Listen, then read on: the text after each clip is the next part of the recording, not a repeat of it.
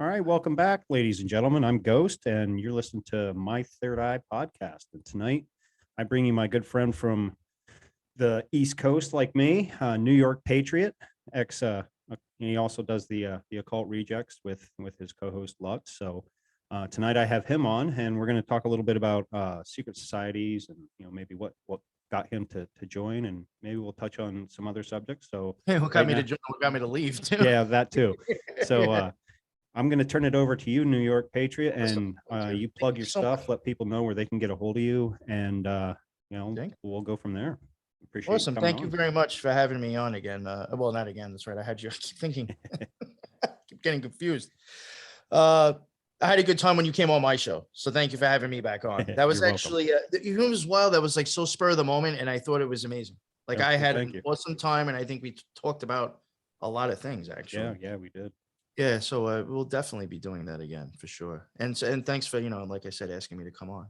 Oh, appreciate it. So my story, I guess if people haven't heard it before, I guess I used to be a member of the Ordo Templi Orientis. If you haven't heard of that, that is a secret society that was supposedly eventually taken over by Aleister Crowley. It wasn't originally Aleister Crowley. It was how did I forget these guys' names already?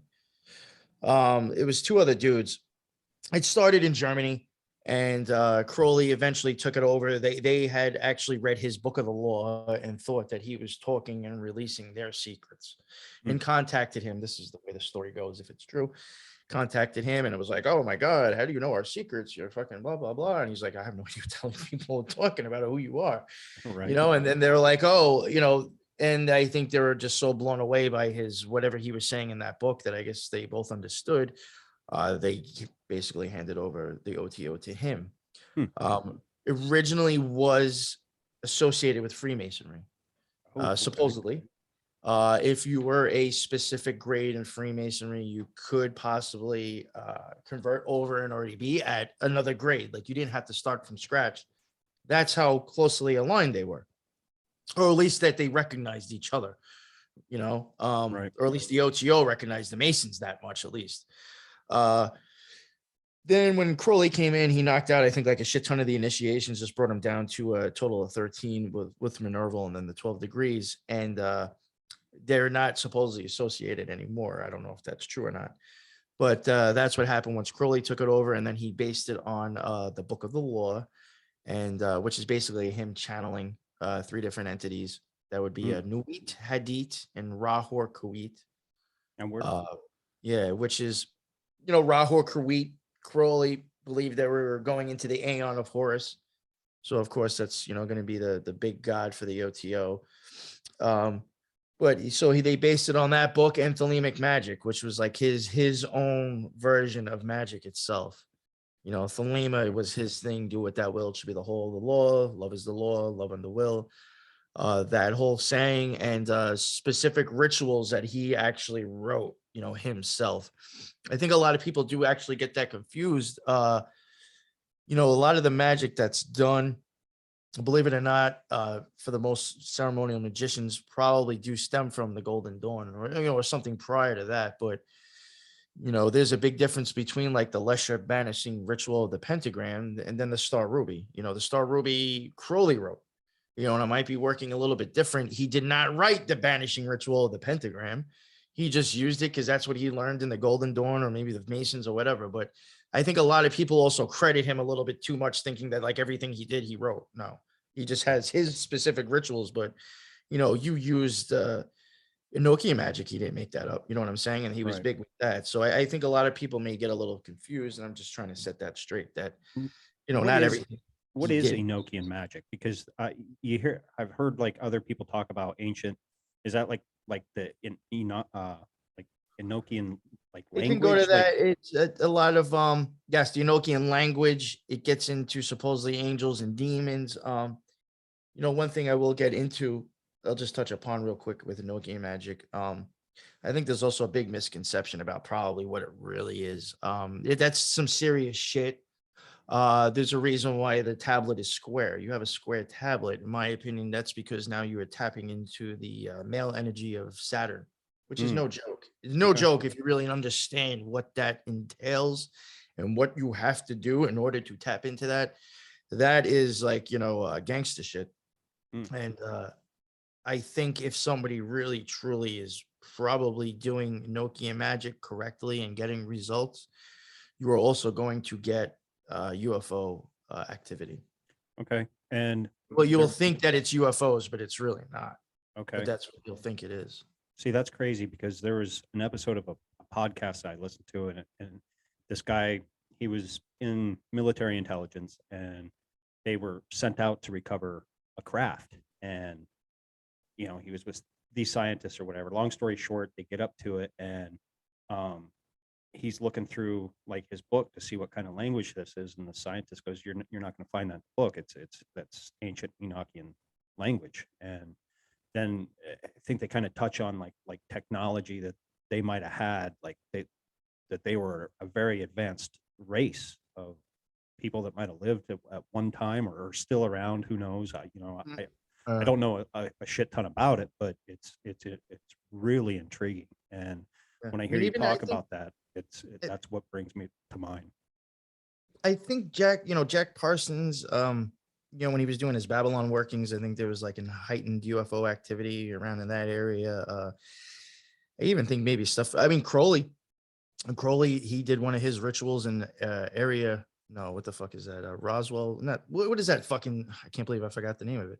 Was it Area 51 or whatever the fuck it's called? That's where, yeah, out Groom Yeah, Lake. yeah, that's Yeah. where, yeah, that is now where somewhere that he did a ritual at. That is Oh there in the shit. same spot. So, people question, is there some type of open portal there? Or is there like maybe he found a spot that was, better than others? Maybe that was one of his even accomplishments. Who the fuck knows? Right. And maybe they knew that that was a spot and they use that area now. I I would not wonder be if he was surprised. ever anywhere near Skinwalker Ranch, because I know there's a lot of shit that Oh, goes on. we were going to cover that after the Scarlet Horse series. Oh, dude, That we're working on. there's some Yeah, we wanted to cover crazy shit. Skinwalker Ranch because it's got paranormal, occult, everything involved in that, really. Which I think all Yeah. ties together anyway. Paranormal is not understanding the occult. That's Right. exactly what I think that is. If we don't understand, occult is just hidden. That's all Mhm. that means, not understanding. Oh, that's a name, paranormal. That's what we call not understanding this type of stuff. Right. That's all I think that is. Yeah. Anything can They be all go hand paranormal. in hand. Yeah, yeah, 'cause it's not normal. Right. Yeah. And then it's not normal to you because you don't understand how reality works, probably. So that's the occult part of it. Yeah. Exactly. Yeah. I mean, Yeah. there's people out there that believe in aliens but won't believe in Bigfoot. And it's like, dude, they're both paranormal. Like, Yeah. how can you justify a space creature, but you can't justify? You think people are weird that a big hairy bipedal creatures walking around and hidden in these woods, but you're okay with believing these little green Martians or whatever color Oh, it is, yeah. Totally. I coming, know exactly what you're sticking saying. anal probes up your ass. So it's like, Yeah. And sometimes, I swear to you, why I think people pick that? Because if I believe in an alien, he's not actually here. He's somewhere out there and I may never fucking see him. If I say Bigfoot might be real, then I'm saying that's here. right. He can follow me home. That might be a little bit more dangerous of a thought. Yeah. So I'll stick with believing in something that it's all the way out there, and who knows if I'm ever gonna fucking see it. Yeah. But yeah, with the Nokia Magic, I definitely think, my opinion, if that is fucking with stuff in the abyss, that's the way. When I say that, it's kind of like in the spirit world when you start tapping into another dimension or something that we can't see here. I think when you start pulling stuff back into it, that might be seen as a UFO to some people. Very true. I think it's just the way the Matrix might decode, just that type of situation. Mhm. That's how our eyes might see it, but it may not really be what we're seeing. You know what I'm saying? Our eyes could really be deceiving us. Right. But yeah, I think I definitely think there's something linked to that. I even think, I don't know if you've ever noticed, if you looked up Crowley's Ayahuasca, that was a person that, some entity that he was channeling for a while. That is probably the first depiction of a gray alien. Okay. See, I'll Yeah. have to get into this because I've heard Mark from my family thinks I'm crazy he did an episode with Sam Tripoli, and I thought most people that have ever heard that episode, I mean, Sam was like flipping out, and, Mark was just like, hey, I'm just bringing you the information that I found, that I studied on it, but I need to get into getting into books and on more on that end.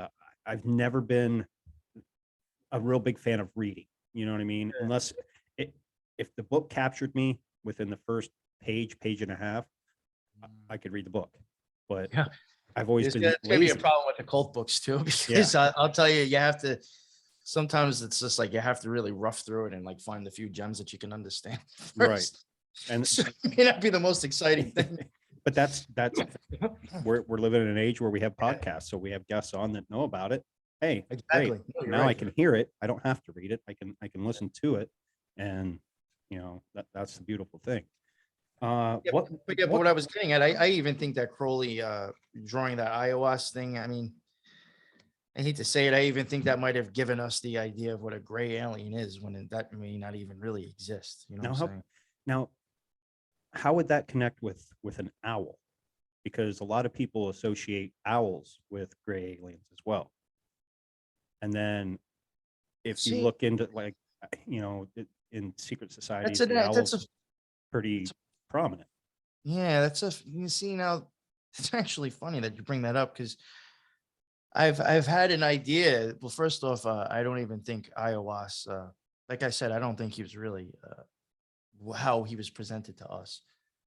I think Iowas or even Lamb, which is another entity that he was, messing with.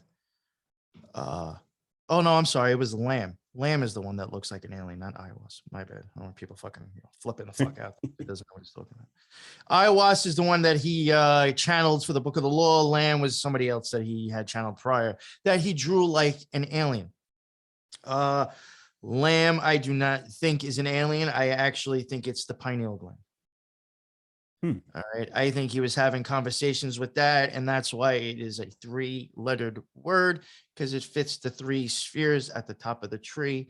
If the L was on the left, that would be showing you the square corner, and he was using the male energy of Saturn, not the female energy of Saturn.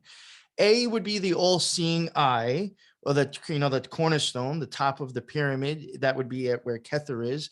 And then the M would actually match that pillar because that is the male force or the male energy, which rises. W for woman goes down. That would be on the left side if he was using the feminine energy. But he is showing you that he is using the male energy. And when you release the feminine energy from yourself, your pineal gland will start to open up and you'll be able to slip out of your body in your soul. And one day I plan on doing that, by the way. And yo, if that happens and you think you're crazy, call me because I will tell you I've seen and felt everything you have, and you're not losing your mind. You just had a crazy experience. Calm down, because if you do really have that experience, it may fuck you up. No, I'm sure it will. But so what I'm getting at is I think Lamb was the pineal gland, and I think like you could even put, there's a thing called the homunculus. All right, that's another whole it's like a very weird, obscure cult thing. If you look it up, you don't see much about it. They consider it like a little man that's supposed to be like on top of your brain. It shows you like it could show you like where on your brain controls what parts of your body. But sometimes they'll construct it as like a little man. And it's like in Twin Peaks, that little man. Would you ever see Twin Peaks? There's a little man in a lodge. There's this little midget guy in a lodge, and he is playing the homunculus, or kind of almost like the pineal gland. He is in between both halves of the brain. Okay. In order to open up your pineal gland, you're going to have to sink and push most of your energy into the middle. You can't be spread out. You have to bring it together. Which makes sense. Yeah. So this little guy at one point in Twin Peaks, David Lynch, he just does his weird moments. You just look at the shit and you're like, what the fuck did I just watch? That makes no sense. He's showing the little fucking dude sitting there, the fucking coffee cup. He pours it pours out normal. Then he like looks at somebody else, does it again. Now it's like syrup coming out. And then he just kind of like looks around, does it again. And now nothing comes out. that little man that's in the between our brains is in control of the flow. Mm, And he just okay. showed you right there. He's playing the homunculus. Now, that little alien could be looked at just differently as like the little man that he was talking to, his pineal gland. Now, when the pineal gland starts to activate, you are now shining light, in my opinion, back into your brain. What can owls do? They can turn their fucking head around and look the other way. Yeah. I believe that's a connection right there. Okay. That makes sense. Would never thought of that, which is probably why I asked you the question anyway. But with the whole, I mean, and the pineal I know. I gland mean, I is- even think the fact that they're just like, who, like, I even think that might even get into like representing like vibratory, stuff with vibrations as well. okay, like different. The same thing of why I frequencies. think the frog is used in occultism sometimes is to show like, I mean, there's all sorts of things with frogs besides how they function and stuff that would be occult. But I think like just even them making that specific type of deep sound Mhm. might even be like something in occultism as well. A lower vibratory rate, if you get what I mean, Yeah, I never knew frogs were used until I think I listened to your 7-part yeah. episode and on Quetzalcoatl. I was just like, Oh, the I would've great never QAnon thought about site. that. Yeah, I was like, oh, I never knew that. I just always thought it was like owls and No, other- no. There's a I would have never Jabby. thought a frog. You know what I mean? Yeah. You look at it and you're like, oh, it's just a fucking frog. You got Jabulon, who's a like, I mean, he's kind of, he's normally a Mason kind of god, but I'm sure there's versions of him everywhere, not just specifically different spellings. But I'm just going with the Mason one, Jabulon. It is a cat on one side, looks like a dude or a man or a king or something with a crown on in the middle, and then a frog to his left, and they're on top of like spider legs. Like, there's something up with this shit. Like, you know Right. what I'm saying? And one of the things I had wondered, and I'm sure that symbol has plenty of meanings, but part of the way that society is manipulated, sight and sound and idols, really. Cats can see in the dark a little bit better than most people, and they have two sets of eyelids. And frogs, they make a sound, and they're, and other things too. But I have often wondered, like, are they showing you right there? The spider legs would be like, let's say, a black widow or a spider. That's much more really the left pillar. That's showing you the feminine energy. She spins her web. She's the black widow. She's the head bitch of her, her own world. That's like a scarlet whore, really. Same thing. I think that's exactly showing you that the scarlet whore is manipulating you through sight, sound, and idolizing things. See, and oh wow. And that's this is exactly why what's going on both sides right now when it comes to political shit. Yeah. You got people, neither idolizing Fauci or the government, or then you got people idolizing QAnon and Trump and other people. And it's like, maybe we just need to stop just idolizing anybody. Exactly. I mean, they talk about the shit in the Bible. I mean, yes, I'm Yeah. sure, the Bible isn't straightforward either. No. But I think that that line itself, I think, is very straightforward. Yeah. You don't worship false idols, or only worship me or whatever.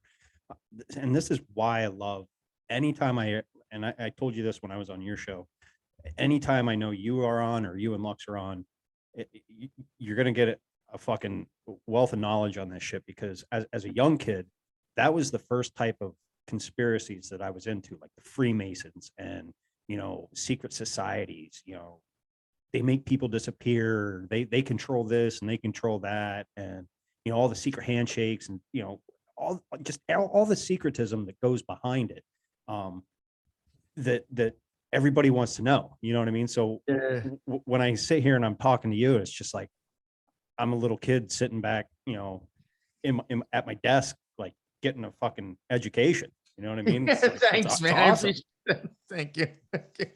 I wish I had some more crazier stories from like my own experience, but even going back, I guess, like, back to, the whole thing with me joining the OTO. Yeah. What made you join? Now, with that, I just like you said, when you probably got into this stuff, you got very intrigued with the secret society stuff right away. Same thing with me. I bought into, and I mean, and I believe it still, that they do influence society or, you know, humanity. And I was like, you know, and I believed that magic was real. Even as a kid, I had always thought that, like, kind of like witchcraft and magic, there was something behind that. I Right. definitely believed that. As a kid growing up, I believed in aliens. I believed in ghosts. You know, I was very open to, like, Same not here. that we don't understand what the fuck's really going on out there. You know what I'm saying? There's Right. a lot we don't know. And I always believed that. So I still believe that, you know, magic was real. And I was like, you know, not that I want to use this stuff to be a piece of shit. One, I'm intrigued and nosy, and I want to know Mhm. what the fuck is this shit really real? You know, let me Right. find out. And if it is, can I use it to, like, stay out of the matrix myself? Can I use it to just where I can have an easier life and kind of know my balance, know my stay in my lane, so that I can achieve what I want and not have to deal with so much bullshit or deal with the propaganda. So I can maybe understand, you know, a little bit more of the reality I'm in and to navigate through it the Now, best I can. how old were you when you joined? In your 20s, Uh teens? no, it was later on actually. It was Okay. in my 30s, yeah. Oh, okay. Because Um like if I was young, I would have wanted to join to learn the magic so I could be rich, famous, you know, no, you're probably better what than every little kid or young guy wants, you know, in Of life. course, yeah. Or anybody really. It doesn't matter. You don't have to be young, but Yeah, no, I understand what you're saying. No, I didn't do it for that reason. Like I said, I actually, and I'm probably better off I didn't fucking get into that shit earlier. Um, but yeah, so I wanted to find a secret society that was more magic based because I okay. did believe that that was, you know, a big part of it. Um, I didn't believe the bullshit that the Masons aren't into magic. You know, that's just low level shit. But I was not about to I didn't want to have to join something that I was going to take a long, long, long time for me to even be able to talk about that or even, you know, be around it. So I knew the Masons wasn't going to be something that I could get into right away. I was much more intrigued, believe it or not, by the Golden Dawn. Hmm. They seem to have been a little bit more, I would say, like scholastic, really, like a little bit more of like you're really going to, like, learn shit. And it seemed a little bit they weren't associated with Crowley, really. You know, at least they say they aren't. You know, they claim they're not. I was never actually a really huge Crowley fan. I thought he was a genius when it came to occultism, Right. but I don't know who this dude really was. And you know, from the stories that you hear about him, you know, if half of it's true, I'm sure he was a little fucked up. And to be totally honest, he even tells you in his own books a couple of times, I'm not a dude to put up on a pedestal. Don't do it. And I But remembered everybody that. did. Yeah, and everybody does. Yeah. Everybody at the OTO does. And the guy tells you at least once or twice in his own fucking words, I am not that dude. Don't do that. But Hmm. they do. So there was no Golden Dawn close to me. And anything else that I was, like, kind of somewhat interested in, there was nothing really that close except for the OTO. I happened to luck out and there was, like, one probably, like, within a half hour away. And I was like, well, I guess if I'm going to do this, my options are kind of limited, you know? Yeah. And I was afraid to do it on my own in some aspects because, like, you get a lot of contradictory shit on the internet. You know, Oh, you could read one book and then read another book, and, like, some things are changed. The ritual's different. They don't even use that one. It's just you can get, like, muddied, and you can get very confused. And I wanted to stick to something that's, like, you know, the OTOs, the stuff that you're using there is because of it. Basically, if if you're learning it there, or it's something that they're telling you to do, or it's in Crowley's stuff, that is because they've acquired results. Supposedly, they right. have this stuff works. Hmm. You may never know how to actually make it work right, Right. but it will work if you know how to use it. So that stuff is included. So I figured, you know, let me go with something that I think is reputable still, at least, even though I didn't like Crowley, for, you know, being somewhere that I could actually maybe learn, you know, legit shit. And I thought it was going to be a little bit more scholarly as well. But when I joined, I mean, you didn't, I thought you would get kind of a mentor. You don't. Hmm. The Golden Dawn will. The Astrum Argentum will give you a mentor, but that's like a totally different. That's like a real secret society, and that was another I one that I don't Crowley. think I've ever heard that other than you talk about it. Like what are they or what are they about? Astrum Argentum is Crowley's secret society. That Okay. again, another one that I believe has been around way before him. And I think there's even stuff that they even make that remark. But uh, supposedly Crowley started it. That is like a real legit secret society. You will have to contact a place. There's a few different places you can go to, a few different, they call them lines, lineages. Basically, you got a couple of people that supposedly said that either they were trained by somebody that was trained by Crowley and they got to a certain grade and they understand what's going on. So they started their own line. There's a whole bunch of drama with that too. You know, you Right. get people in the fucking the magic community being like, "Oh, that one's not a real line. That one's not authentic." Blah blah blah. But I did originally start off in London, and there is one that you can contact still. Well, not in London, but over in Europe. He did start it in Italy. Again, you know, and then that's another whole thing. Italy and Germany, they have a lot of secret societies coming out of those two fucking countries. Yeah. Lot. Yeah. I mean, it a lot. Well, look how old the countries are. I mean, it's not like, Yeah. they're a couple hundred years old like we are, but it you get Yeah, that's true. Yeah, they've been you- around. yeah. And then, like I was saying earlier with the Freemasons, like everybody thinks the Freemasons are like the head honcho, but me personally, I don't think they are. I think they're just one of the, Spokes one of in the the wheel. smaller frat parties on campus. They're not the head honcho guys that, actually run the thing, but certain members that do get up to, the 33rd degree or whatever, they're in some pretty fucking influential Yes, positions I in agree with that. government or business in general. Yeah. Yeah, no, I totally agree with that. But oh Now, yeah, the Estrum Argentum, the thing with that, what I was gonna get at is that you'll have to contact somebody, depending on which place you contact, you're either gonna have to do it through email or you will literally have to mail a letter like over. I think I mailed one to London. Requesting to want to become a student. Hmm. Then they'll send you something back that I think you have to sign and send back.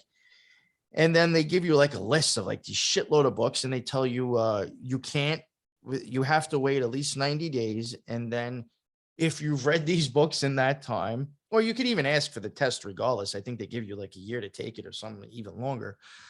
You are going to have to take a test on all these books. And then if you do that, you become a student. You're not going to meet anybody right away. You're going to be conversating with somebody through the internet, and you will probably only really meet somebody when you do initiations. Okay. I had one friend who took the neophyte grade, and he actually had to fly over to fucking either Italy or Spain. He went to one of those, and he said it was some pretty fucking wild shit. He said it was nothing like the OTO.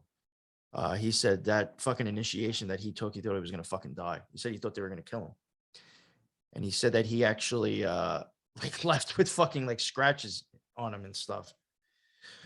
But that is like a real deal, like secret society. Like you're probably not gonna know everybody who's in it. You're only gonna know who the fuck they allow you to fucking know.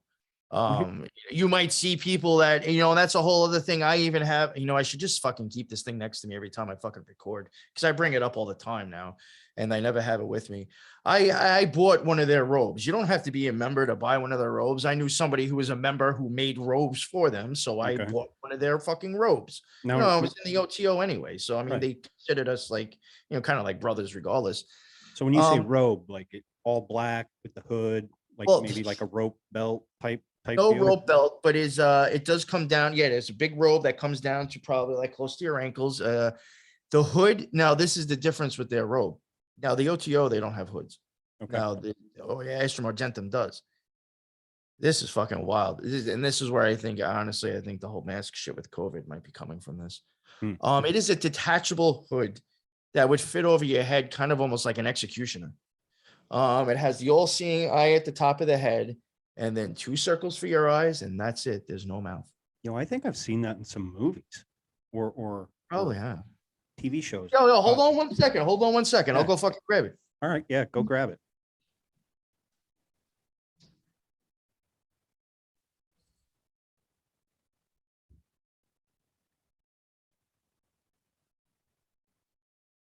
Oh shit. And Yeah. it's It's only got wait a second. You know what? Watch. No fucking. I'm gonna be a weirdo. I'll put it up for you.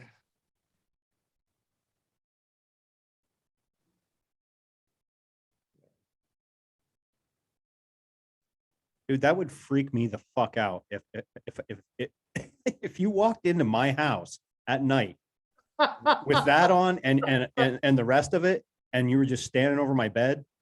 Holy fuck. Like, that's some creepy ass shit. No, you know what's so funny? The next time I actually do a live, I think I might actually wear this. You should. You should. Holy, that's creepy, bro. Holy fuck.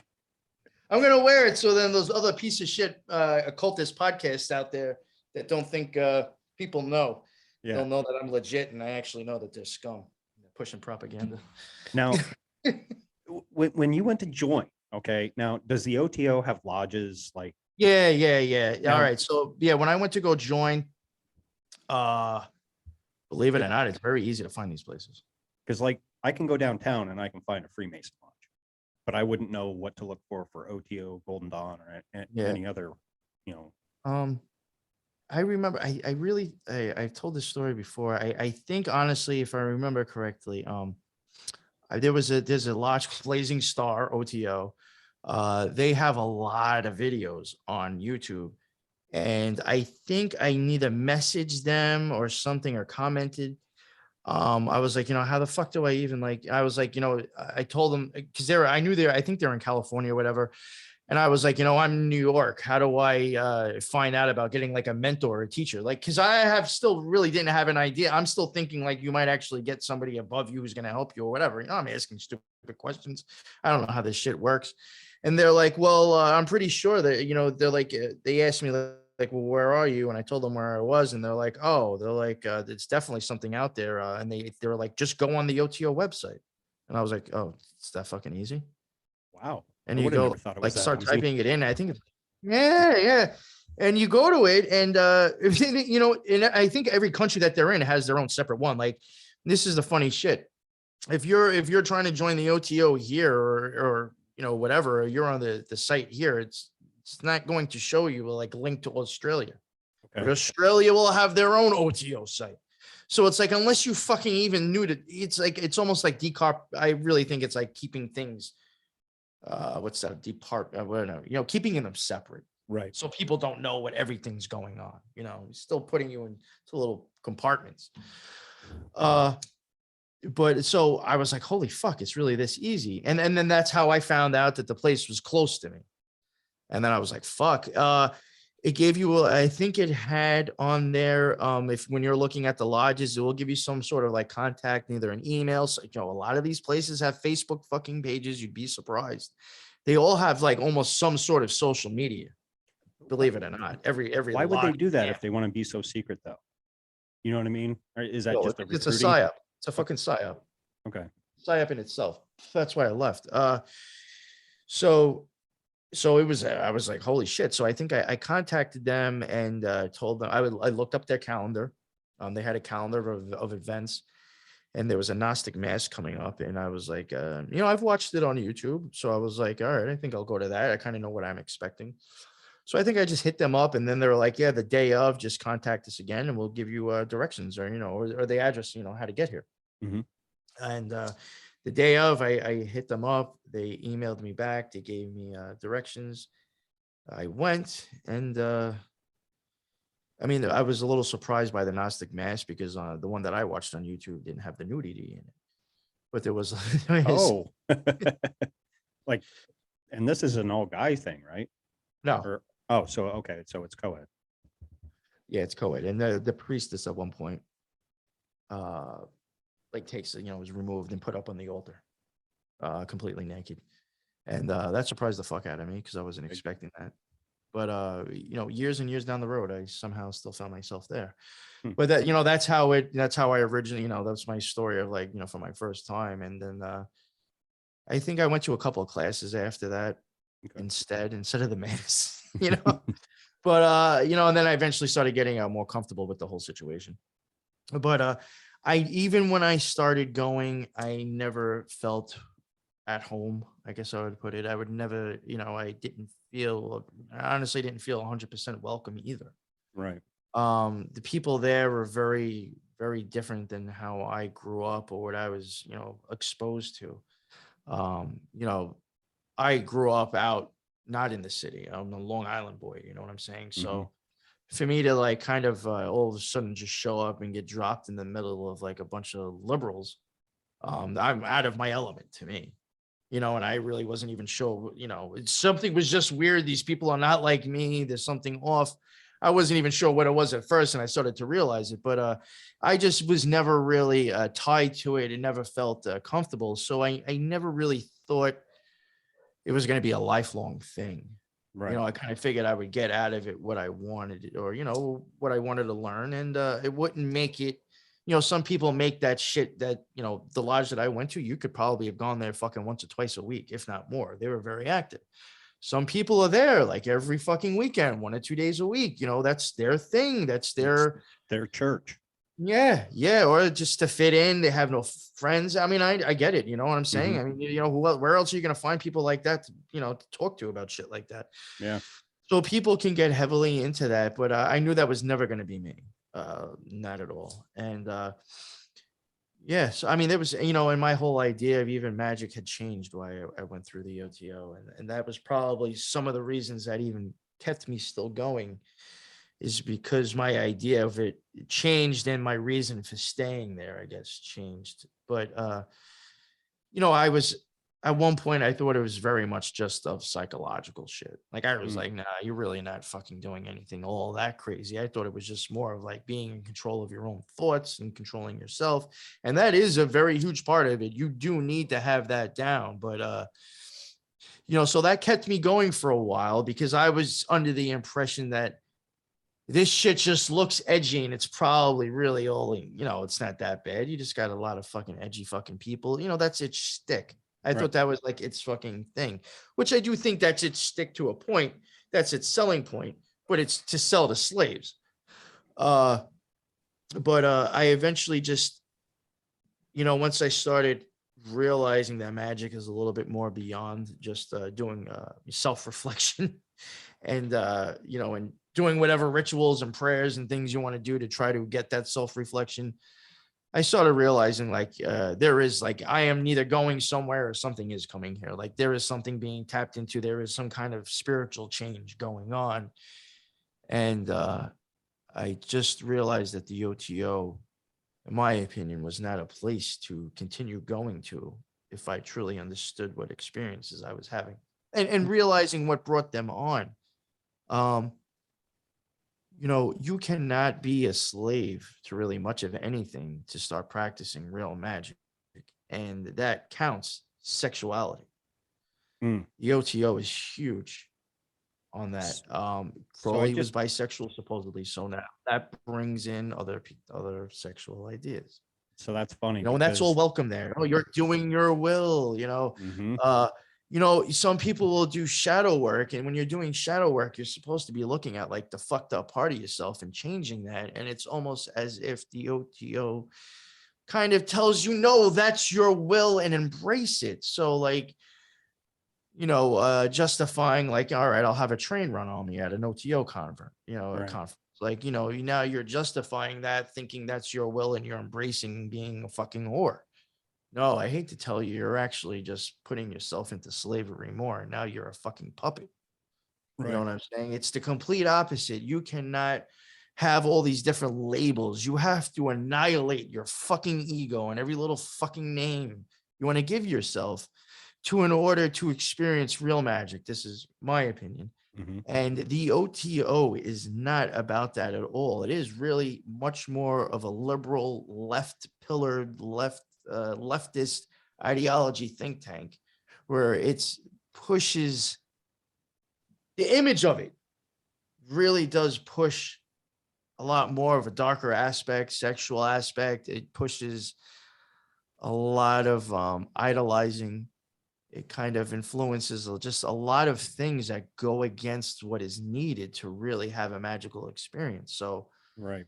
I have to sit back and, I'm thinking and I'm like, well, what is this? Like, uh, why is it the complete opposite then? Like that doesn't make any sense. Like you would, so I'm like, you would think the lodge like would eventually, if you people started realizing like this is what's needed to do magic, you think you probably leave like I did, because you'd realize this place is just not a good fucking place for it. And you would think like, fuck, these places would probably fucking shut down after a while because people would stop going. No, I think they will just keep that shit open because they're actually trying to make that mindset of the members that are coming. I think they're trying to make sheep and slaves for when you start going up in initiations. After a certain degree, in my opinion, you are just taking part in an agenda or certain rituals or certain ideas. And I do think people will be used and some will understand what's really going on. The funny thing is, I wrote a question down when I was looking over here. I wrote a question down, and the way you brought it in, you talked about the sexual aspect of it. And the question that I wrote down was, how close is the OTO represented by the movie Eyes Wide Shut? I that's a hard one. My friend Sean McCann did a series on Eyes Wide Shut. From looking at the way that he did it, believe it or not, it might show, even though you were saying stuff about Freemasonry, to me, it showed more as Freemasons. Okay. No, that's fair. I don't know why that it popped in my mind, but when you were saying, well, the whole sexual aspect of it, and all right, I'll put it. I mean, at the OTO conferences, they have those, they called Noticon. I've never been to one, but I've had friends that have gone, and I've had, even people tell me what they've done there. It's every 2 years. They normally kind of get it like in they get like a hotel, I guess, that has like those rooms where you can do lectures in them as well. Yeah, like a big so you can like conference room. classes, conference rooms, but they'll have hotels there as well, and they'll stay. And there's the whole thing like, oh, if you get a tap on the back, as long as you're a first degree, odds are if you're a Minerva, they ain't gonna fucking ask you. But there's the whole thing of like, if you kind of get tapped on the shoulder and somebody asks you, do you want to come hang out at our room tonight? That's telling you something. And they get their freak on. There's a girl I knew that was, she was in it for a while, a third degree, which then this blows my mind. She was a third degree and had no idea how to do the lesser banishing ritual of the pentagram. She had never practiced that. I would hope to fucking God before you even became a Nerval, you understood that to a certain degree. You at least could go with the motions. You may not know what you're doing. So I'm like, what the fuck? So basically what I'm getting at is she really didn't have any knowledge of magic, but when she went to these things, her husband and her man let her fuck whoever fucking was hanging out. Oh, that's so it starts, party. So it can start getting into that. But that's, it's not, when stuff like that happens and you get into weird shit like Eyes Wide Shut, I don't know how much it is a legit like Mason or OTO thing. Like it could be maybe just a few people that are from that lodge that are in the know, kind of, doing their own thing. It's not like a lodge event. You know what I'm, what I'm getting at? Yeah. It's not for everybody. It's like the cool kids club of the club. Hey, we're actually going to meet over here at this time. Yes. Yeah, and I saw five of us. I saw cliques like that too, which made me question. There was definitely people that you always saw together. It just, there was obviously same people always doing certain classes and things there, and it was just obvious, there was something going on. So when you mention Eyes Wide Shut, I mean, when we do our rituals there, if it was a closed meeting, even if it was an open meeting, but if you're in the ritual, you are going to be in some type of fucking robe, some type of garment. You're not, you're going to start looking like Eyes Wide Shut. If it's an open meeting, that people can be wearing anything that they want when they show up. If it's a closed OTO meeting and it's like the Gnostic Mass or rituals going on, if you're not in it and you're still just on the sidelines watching it, you better be in your robe still. Okay. So, you will have a room packed of fucking people literally in fucking robes. Like, yes, that does happen. Damn. You know, people will have these elaborate headdresses on. People will, you know, come up with outfits to match whatever god they're doing. I mean, when it comes to ritual work, Crowley, I think he even says it in Magic in Theory and Practice, and I truly do believe he's on point with this to an extent. If you want to really get the most bang for your buck when you're doing a ritual, if you do have multiple people that understand what the fuck's going on and what they're doing, to take on each type of character or energy or symbolism that you're using in that ritual, and basically make it's like you're watching a play. That is like the most like powerful way that you could do it. And I think it's because like you're putting a lot of energy into it. If everybody's on the same page, you have a lot of intent being brought into there. I think that all has something to do with it. And it's just you get a lot of energy going on. But I mean, these things are, you can really you can get pretty, you know, extra with this shit. I mean, you can have people dressing up as Toth. You know, math, you know, everything. Yeah. I mean, you can if you want to. And it's, you know, if they allow it in their rituals. But I mean, you know, I've seen stuff where people are, you know, completely, you know, they're garbed up. I mean, there was times when I first started going where I shit you not, this idea did come through my head.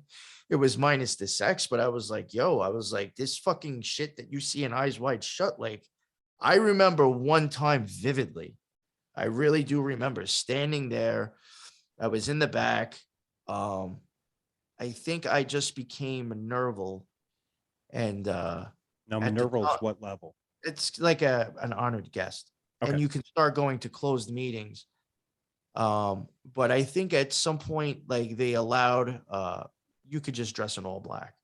Okay. And I'm sure I had a robe anyway, but maybe I just didn't feel like going there. But like I wasn't in the robe, but like I remember like I was kind of all the way in the back. So like I had a good view of the whole lodge, you know, the Gnostic mass going on and everybody standing up, because there's times when you get up and you sit down. So I'm standing up and I'm standing there and I'm like looking at the back of everybody and just like all these things. And I'm like, yo, this is actually some like Eyes Wide Shut shit right here. Like just a smaller fucking version. Yeah.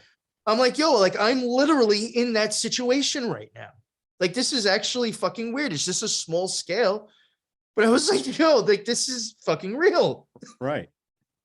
Dude, that would, I don't know, that'd be a little trippy. Yeah, I remember I had it just like, it just hit me when I was like, wow, like would I have ever have guessed the first time I saw that movie that I would be witnessing this right in front of me? I never, you know, never. Now you mentioned it's very surreal. The lesser banishing ritual. And I've heard you mention this, you know, several times. And now I finally get to ask the question, what is that? Because when I hear you talk about it, to me, it seems like that's a pretty big fucking deal to learn, to progress to maybe like the next level or whatever. Like a big deal as in that's your basic fucking shit. That if you don't know this, bread and butter. Yeah, your bread and butter. Like if you don't know this, you ain't shit. You know what I mean? Like, yeah, I mean Israel Regardie, and I even think Crowley said, I mean, you to even truly probably understand what the fuck those rituals are about. I think there's a book called it's called Libra O, and it has it just has the pentagram and the hexagram rituals. And I even think like Regardie had said like that book could easily take you 4 years to actually understand what you're really doing, you know, or even longer. Like, you know, I mean, you could go with the motions and you can have that all down. You can have, you know, all that shit down, but to really start seeing everything that's really going on, some people may never actually see that. But the lesser banishing ritual of the pentagram really is like kind of that's where you start off when you want to start, you know, it's suggested when you want to start creating a magical space. The lesser banishing ritual of the pentagram, it's lesser. That's because you're kind of basically banishing. If you're invoking, doing the greater ritual of the pentagram, that would be invoking. But the banishing one, you are basically removing any earthly energies, you know, earth, air, wind, and fire, like those type of elements or those energies that are here in this world. You're basically like kind of creating a circle of your own little bubble to remove all of that. And to basically, it's like if you had a dirty plate or a dirty slate. All right, I want to make something new. You know, I'm using the counter. I want to make something on the fucking counter. Well, let me clean all this off first. nice clean slate, and I'll start here and start doing what I want to do. That's kind of what the Lesser Banishing Ritual of the Pentagram, in my opinion, is for. And, one reason you are just eliminating everything, so you have a clean slate, and then everything after that is going to be kind of working towards what your aim was. Now, I would assume, unless there could be more banishing. Like when I was very much into planetary energy and the Tree of Life spheres, which you could use with the greater hexagram ritual. Now, the hexagram is for planetary energies, zodiac energies. If I wanted to start invoking those in, I would have to do first here. I'd have to banish the earth elements, and then I would have to banish the planetary elements. And then let's say I wanted to contact Mercury. After I'm done banishing all that, now I'm going to do the greater hexagram ritual and invoke Mercury, and then do a whole other fucking ritual for that is just specific to Mercury. And then after that comes, you could have meditations, mantras, now the ritual. I mean, I literally could spend 45 minutes to an hour just to do a ritual by myself at home. Damn. And that's not counting I'll admit it, I used to take ritual baths. I was very extra about the shit because I believed everything was there for a reason. Right. I would fucking add salt, water, whatever herbs or incense that was going along with whatever I wanted to achieve. I would burn that shit, and I would fucking try to meditate, relax, clear my mind in the tub. So, I mean, the ritual is kind of almost starting right then and there. I'm already starting with my habit of what I'm going to do to try to get my result. The ritual started when I got into the fucking bath, really, if you want to think about it. So that's another fucking 15, 20 minutes, filling up the fucking tub, doing whatever. Now you're looking at a ritual really took me probably an hour and a half, an hour and 45 minutes. If I really wanted to do it, serious. I have a quick question. What power, if you were to invoke Jupiter, what would that bring? Abundance, good luck, kind of like a utopia. It's jovial, very jovial things. Jupiter, see, this is why I have if my logo, I really I don't want to use too many different colors because I understand what they mean. So I kind of stay with blue and white, or I try to, because white is pure.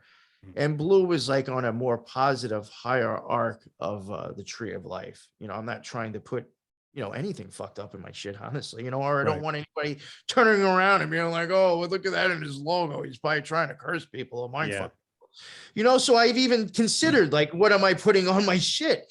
And so blue would go with Jupiter. So it's more of a, crazy. Jupiter is my ruling planet. Or Chesed. Chesed on the Tree of Life, Jupiter falls on there. You could go with that as well. And it's kind of like the glory. You have the power and the glory on the Tree of Life. That's the red and the blue sphere. It's kind of funny that that's what's exactly on top of cop cars also. No shit. That would be the power and the glory, kind of like when the blue, when everything's nice, when everything's in abundance, when everything's the way it's supposed to be. Once it starts getting over to the other side and starts going towards the red, now there must be some chaos and change. And then if we're going to even try to bring that back to where it was, we're going to have to create more chaos and change, because it's almost like cancer. You're going to have to remove something. Unfortunately, as sad as it sounds, you might have to lose a fucking breast or a foot, but we have to cut something off so the rest of you can function the way you should. And then that's where the red comes in, where you have to create the chaos and change to bring back balance. Or sometimes you push it even farther. So, I mean, when you really start looking at what the red and blue even symbolize on the Kabbalah, and then look at it on top of a cop car, or even on there, yes, you have to start wondering, was any of this influenced through Kabbalah? Because you have the red, the blue, and the white on the American flag. And they even say the red is for the blood sacrifice, or the blood that was sacrificed for the founding of the country and what have you. And it's like, man, whoa, what the fuck? And then you have someone like me that had someone really cool and no intent to any of this design a logo for me. And if you look at that logo, I'm sure you could pick it apart like a motherfucker and be like, look at all these colors, you have so many eyes in your logo and this and that. But they weren't put there for that reason, but No, I know what you're you saying. know what I mean? Like, Yeah, you yeah. know, Oh no, there's plenty of times where I even say, you know, sometimes I think some shit is just it just ends up looking like that because we're so used to seeing this shit already that it's not unnormal for people to throw it together and not even realize that they're doing something. You know what I'm right. saying? You know, Yeah. we could easily be picking up occult symbols that we think might even mean something else and, you know, reuse it and not realize what we're actually doing. So how real is the magic that you do? Like, okay, we see magic on TV. They do a little sleight of hand thing. Now, the magic you're talking about, like You're like, gonna pop out of time and space, and you're gonna kind of escape your body, spirit. I mean, that's like real magic with K. That's what that's all about. You're literally going to. You ever heard of the black hole sun? The black sun. yeah. Yeah, the song "Black Hole Sun." Mhm. They're talking about the same Won't you fucking shit. come? Talking about the same shit, the same thing that even the Nazis were interested in, the black sun. That is not just Nazi stuff. That, in my opinion, for the most part, doesn't matter if you're doing it through meditation, you are just gifted, if you're doing ritual magic, no matter what. And once you start to cross the abyss, doesn't matter if you're a Nazi or you're a fucking Christian, you're going to see that black sun anyway. Hmm. You know, this is another whole thing that has gotten vilified. Yes, it can be a fucked up thing because people can use it for a fucked up thing.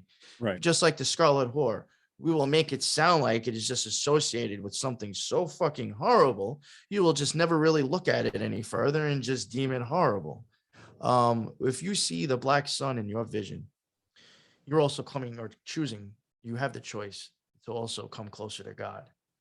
You Mm. know, that's my opinion. But what you will start to see when this happens, I even had a thing up on Twitter. If you go and look, I put up the Black Hole song, and I Mhm. put up a video, and I actually I had to make that video. I had to turn the eclipse the other way. I actually really created, that is what you see before you cross the abyss. Oh, damn. With your eyes closed and you start, you know, peeking back into your brain in a sense, or start to open up, you know, your pineal gland. You will all of a sudden, like, it's like the black, it gets as black as black. Like the blackest black you've ever seen with your eyes closed. It's almost as if it's like fucking, you can almost feel that it's like thick and real because it's so black. It almost feels like you're somewhere black. You know, it's a really That's hard crazy. experience. Yeah, and it will almost look like a wave, like a black flag, kind of going like this a little bit. You'll see the blackness like that, and it's almost as if it's like light reflecting off of stuff, you know, Oh, like wow. black silk dancing. That's neat. And then Hmm. all of a sudden, in the middle, it gets really black, and there's nothing moving, and it's concentrating. It's getting really fucking black. And all of a sudden it's like it starts to look like an eclipse to a sense. Hmm. And then you know that spiral thing from Travis Scott. Mhm. Now, me and Lux, when we were on Dangerous World, we said, you know, that's a symbol. People get confused with that stuff. Yes, it does go with pedophilia, that whole swirl, but that swirl was an occult symbol first. That swirl is showing you swirling back. That starts, believe it or not, it as if that black fucking circle that is black as black and is starting to look like it's starting to go into an eclipse. The rest of it coming out is almost like looking at like a spiraling tree stump, Oh, snap. the Okay. wormhole, the Yeah. rabbit hole. Okay. It's as Now if you're- that starts emitting from that hole. You can see it like spiraling out, coming out. You know, that can scare a motherfucker enough to where that snaps him out of it. Right. You know, but if you stay focused and you don't get nervous, you will start to see it's almost as if there's an eclipse. And then I think John Lennon said it the best in, I don't know if it was Lucy in the Sky with Diamonds. You will start to see windows popping up on the side. Mhm. As if it's just like appearing out of like blackness or almost kind of like a black cloud.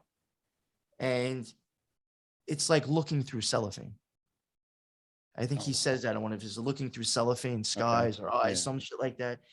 When I realized, I happened to be listening to the song recently, and I was like, holy fuck, that is the best way to explain it. Because I was trying to even explain this shit to a friend of my wife. about what it looks like. Cause I'm like, it doesn't look like a fucking TV, but it looks like you're peering through something. And then I heard that cellophane, whatever. And I was like, holy fuck, that is the best way to fucking explain it. Of course, that's what John Lennon was talking about in that fucking song, but Damn. everybody else took it in a different way. It is as if you're kind of looking through tinted cellophane. Yeah. And I remember as a kid, you and I are about the same age, putting plastic over the windows. Yes. During the winter, to help keep drafts out and what have you. Obviously windows have gotten a lot better since then. But when you would look out, it was kind of like what you're explaining, you could see through it, but it just, you knew that like there, just there. It was like out yeah, of fucking nowhere. It's like a window with no room, but yet you can look and see. right. It's fucking insane. I mean, and then if you want, you can go right in if you want to be, gangster enough. But Now, how do you trigger that to open?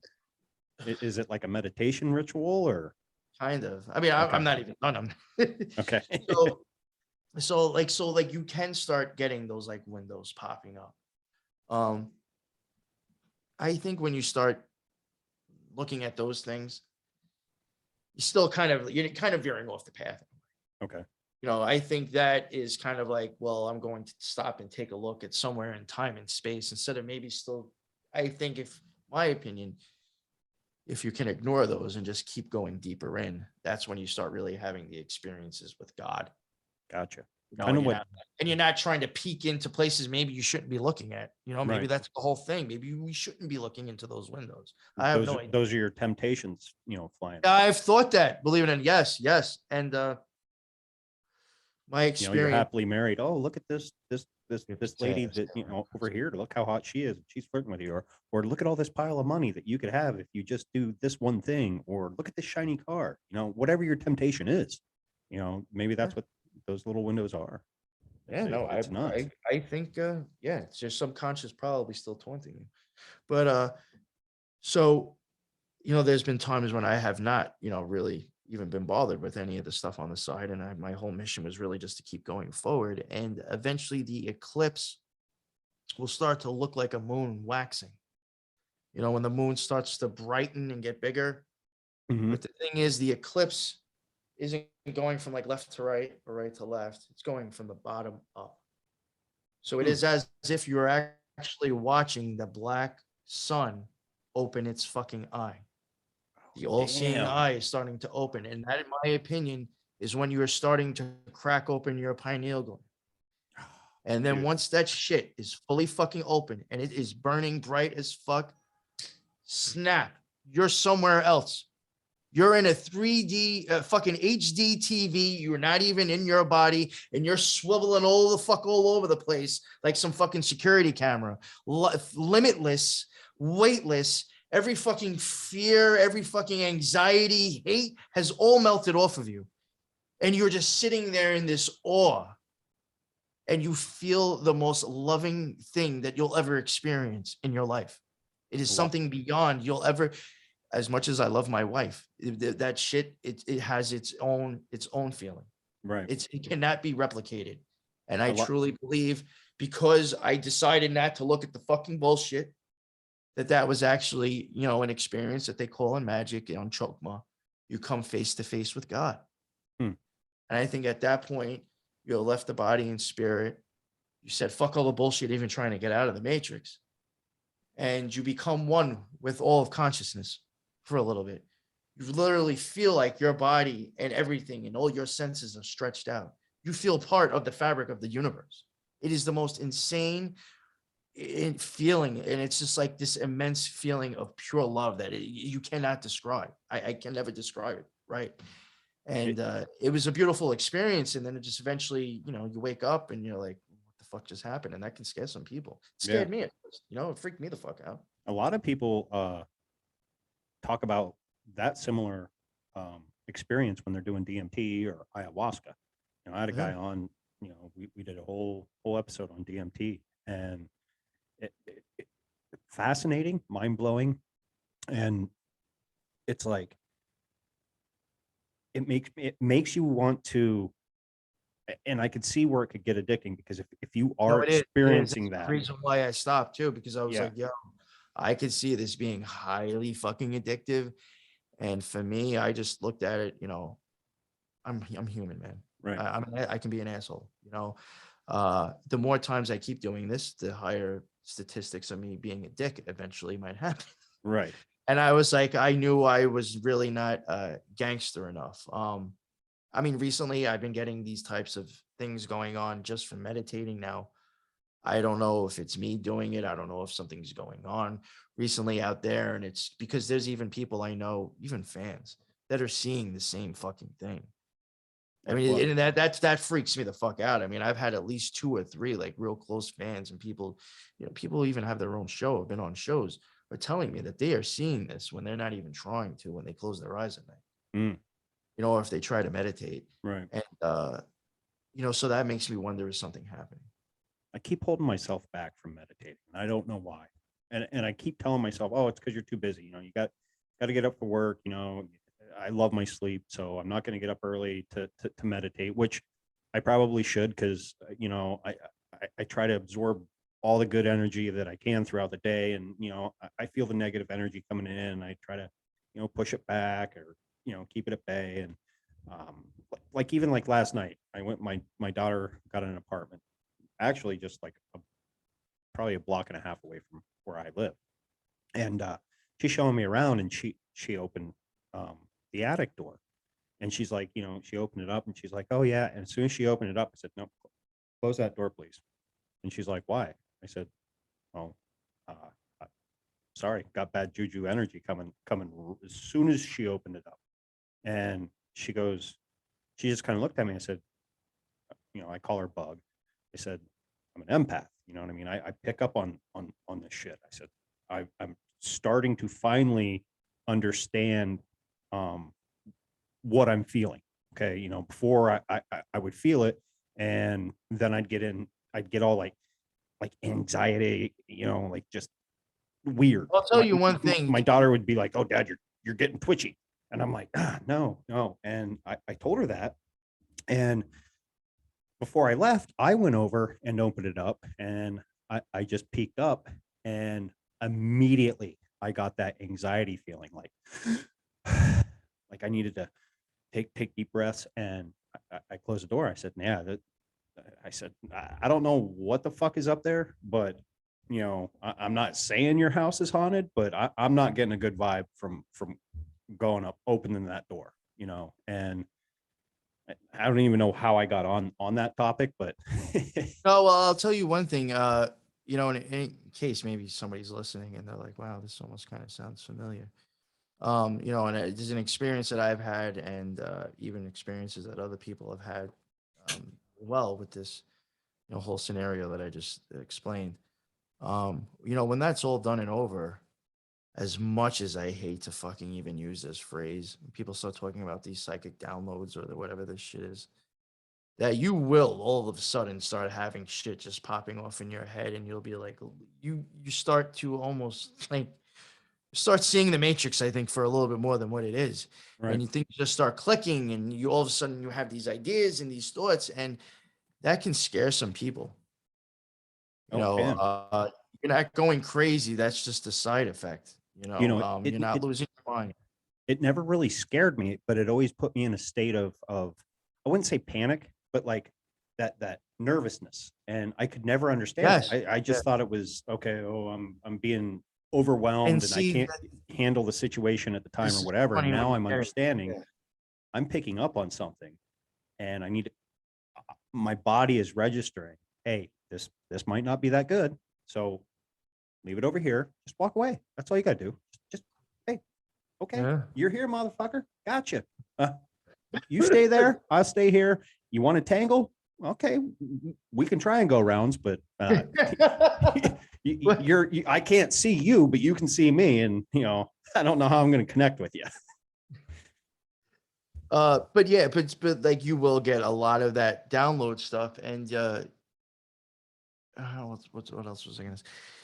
It can get very like frightening and nervousness, and you can start feeling like I mean, I'll be honest, one of the reasons why I started my podcast was because of these experiences. You will, and I honestly believe, if you start having these experiences and you start understanding, and you identify with what I'm saying, you could start easily seeing how maybe a lot of artists, just how everything that is popular now could easily be achieved when you start having these experiences. Because I will tell you, you will probably need to find a hobby.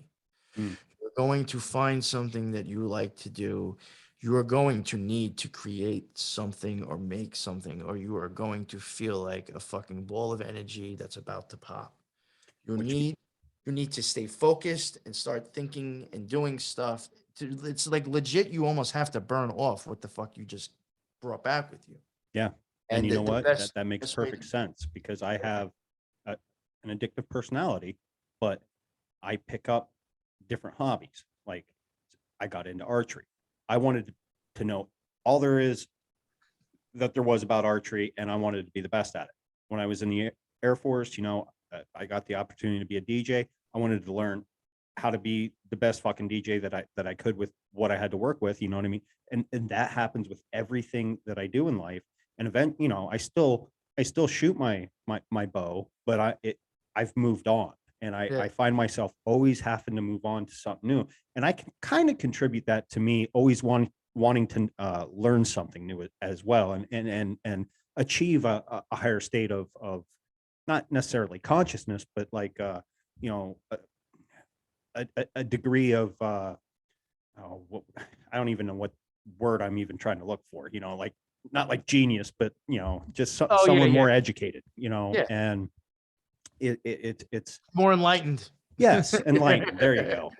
But and when you were sitting there explaining that whole black hole sun and the experience that you're going through, the thing that kept coming through my mind when you were explaining this, I'm like, he's live explaining every fucking Tool song that I've ever listened to from Lateralis on. You know what I mean? Not their earlier stuff, but you know what I That's mean? Because it's like Well, he they're very much into Saturn and the Moon, believe it or not. I had yes, somebody come on my show. It hasn't released yet, but I was gonna have him back on because I think he started just going through the albums, and it's like it's a common theme with them. There's the hmm Saturn and the Moon, and I do think throwing the sun in there, you get like the whole black sun and all that shit. yeah. I But have a um you you you you brought up the tree of life, and you and I have talked briefly on tarot. And is that something you practice, or not practice, but do on a daily, or is that a weekly, yeah, or is it just whenever? that's another thing that I think I hate to say this. Most people are probably gonna fucking totally disagree. I think divination to an extent and all that stuff is misconception of the cards. Okay. The cards are made to go on the tree of life. I hate to say it, but they all fit perfectly on there, especially where they're going. They represent perfectly what's going on there. Hmm. They are really, in my opinion, more of a pictorial, artsy, Stanley Kubrick, of playing cards way of showing you an occult story. You know what I'm saying? And it tells you everything if you understand how to use it. Gotcha. I think the whole let's use it for divination and make money and do this and that is kind of like the psyop of what tarot is. It's like we'll Right. make you think it's something else when you won't look at it the other way. Well, you and I have talked, I think it was when I was on your show, or hell, it could have been, private message or whatever. Yeah. I was always raised that tarot was, oh, that's of the devil. You can't be practicing that, and you come to find out that no, that's not really what tarot is about, and it doesn't And I'll really even have be any honest, roots in darkness or anything. I'll even be honest with you, and and I really do believe this that for the most part, if you're getting like a real tarot deck, like not one of these Oracle or one of these just decks that are just fancy shit and are really not showing you much, if you're getting a deck that actually has like the Hebrew letter on it, or the the symbols, whatever planetary Hmm. energies react, whatever, for the most part, I mean those they really are non-denominational, I guess to say it. Like there is no good or bad. Right. It's telling you a story. It depends on like I guess what you want to do with that story that makes it good or bad, but it is really just showing you the change within oneself mind, and from spirit, from body to spirit. It is showing you the alchemical change within oneself and then leaving from solid to spirit. It's just showing you that. Depending on what you do with once you know how to do that stuff, that's on you. That's completely different. Now with a newbie like me, a little retarded ghost, I know I've reached out and asked you, hey, what deck? And I can't find the deck anywhere, like on even on Amazon that you showed me. Thought it was What would the be a Golden Dawn magical deck, right? yeah? Maybe stop Like making what it. would be a good way to start? Because now do tarot decks come with like, okay, how to use them? Yeah, and for the Or is it most something you part, need a mentor for? Or is it a little bit I'll of be both? totally honest with you. I would honestly say you'd probably be the best, really honestly, is if you were to they will give you a book for the most part. And the stuff that they're telling you in there is probably, for the most part, spot on as well. It's just that we just don't know how to decipher what they're saying. We see it at a different angle. So they could be telling us one thing and we've been programmed to read something different. But in my opinion, I would, if you can't find that, and I'm not really trying to promote like this type of stuff, and I Right. normally don't, but even like the Raider White deck, something very basic with just a lot of symbolism on it. Mhm. That maybe some Kabbalah, the Tree of Life, putting those cards where they're supposed to go, looking at both stories and meditating on it by yourself. Hmm. Thinking of the story, look at the art, look outside of the box. Don't look at the art as how you normally do. Just look at it and think any of this could slightly be trying to tell me something different. If it's I have to turn it upside down, I have to think what I'm looking at and think of the word backwards, any sort of shit like that. It on your own. Don't have somebody else tell you. Right. Let that shit come to you on your own. Okay. Your mind and God will give it to you when you can. That shit has to come from within. Okay. Don't let somebody else tell you. So It's what's a your lot of opinion on meditation and contemplation on pictures and stories and trying to figure out the deeper meaning. That's all that shit is. oh, that makes sense. Now, what's your opinion on people doing tarot readings for other people? Well, I mean, 99% of them probably think it's just that they're actually doing what the cards are for. But I think, a huge part of that still is about making money. No, true. You know? Now say you had your tarot deck in front of you and you did a reading for me. Like, Yeah. is that do you believe I mean, in any of I that? had, Like, you know what? I'm going to be honest. I had a fan. He's a cool dude. I really like him. Nice guy. We actually, text. I know them.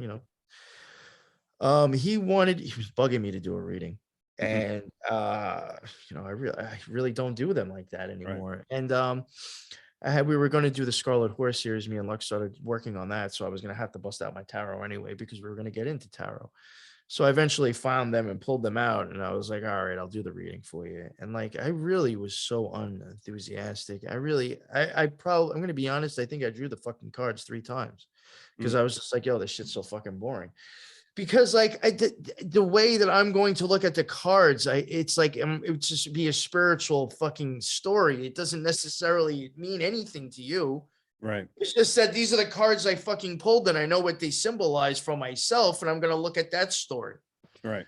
Like I was pulling cards that would, and no doubt, because this is an ex-Freemason as well, no doubt, I'm sure he knows, a little bit more than not that he's hiding it from me. It's probably just out of his own fucking, worrisome, Mhm, gotta can't show all your cards. right. You can always do that.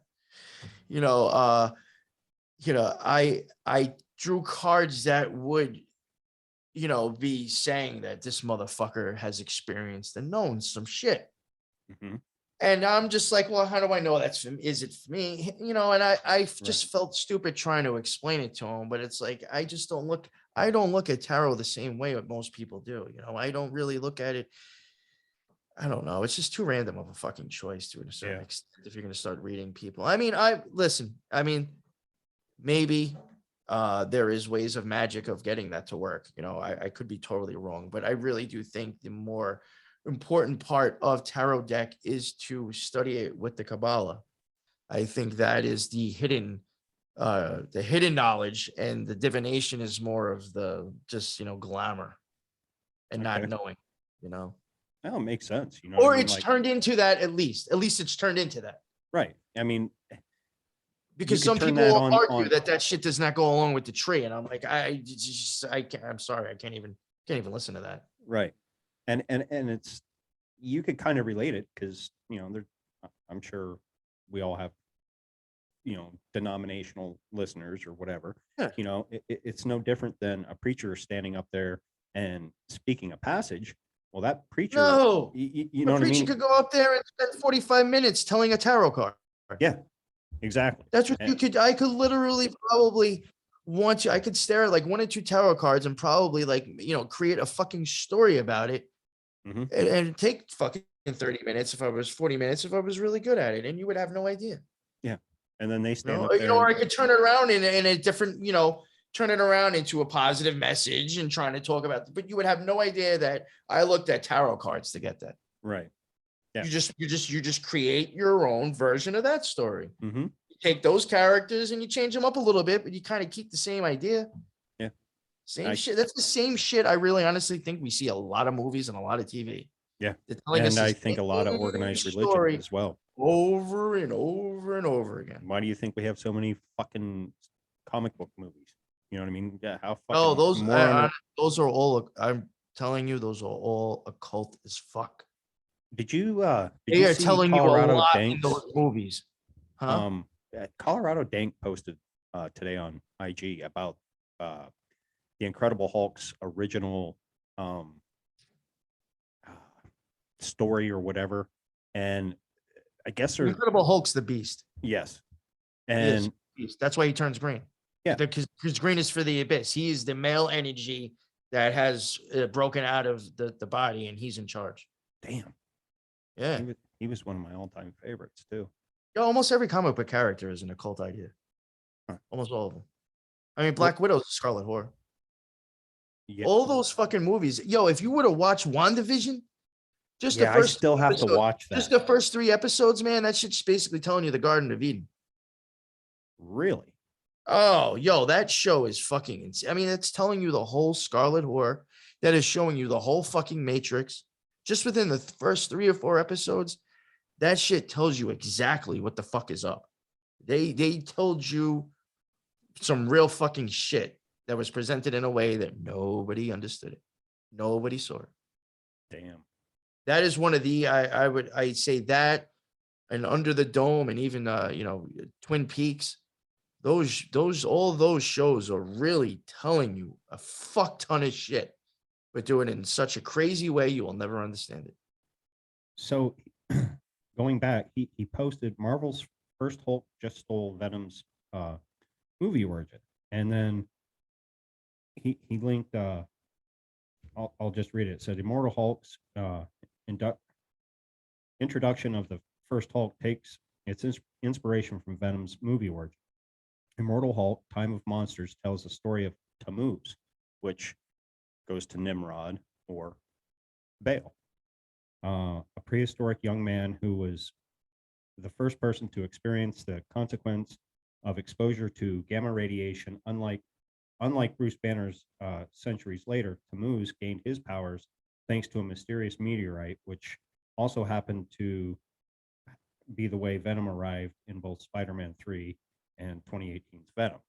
And what stuck out to me was they're throwing Tammuz right out there at you, which most people will be like, well, who's Tammuz? Well, look into Nimrod. You know, it's just the reincarnation of Nimrod, and then another reincarnation is Baal.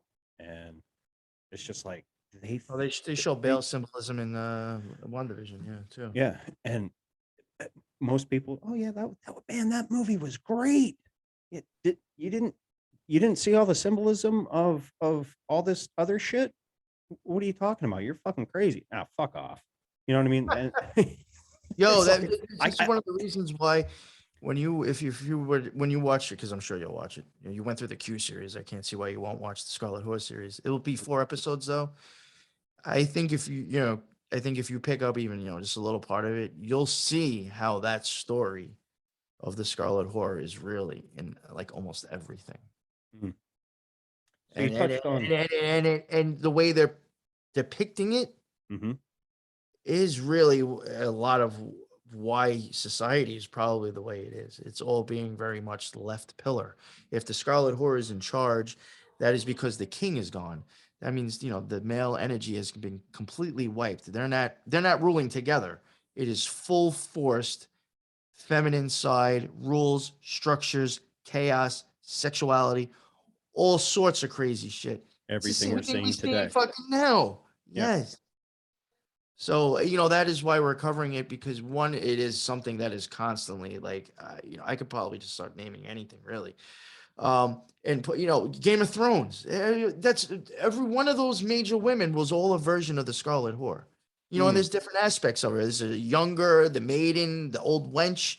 There's all different aspects of her. You got a fucking chick riding a dragon, killing people. Yeah. She's riding the beast. That is the Scarlet Whore.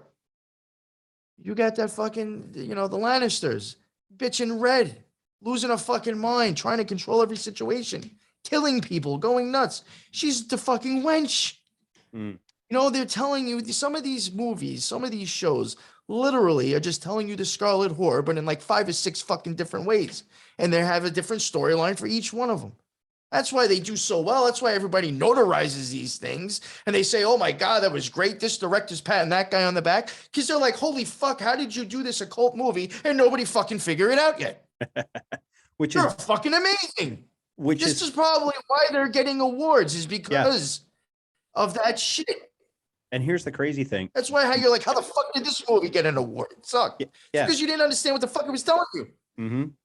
And the wife and I tried to watch Game of Thrones. We got almost all the way through season 1, and we were both like, I'm not vibing on this. Something just isn't clicking. You know Oh what no, I mean? I And like she's not into what I'm into, like with all this, what we cover on the podcast and what have you. But she is a little bit like I can tell her certain stuff and trigger her mind or whatever. But the fact that she wasn't vibing on it and I wasn't vibing on it, Oh yeah, there was a reason. You I know can what I see mean? that because I know a lot of women actually really actually like that show. Yeah. I think And because of the drama and bullshit yeah. like all that stuff. And So she was yeah, just like like, this is stupid.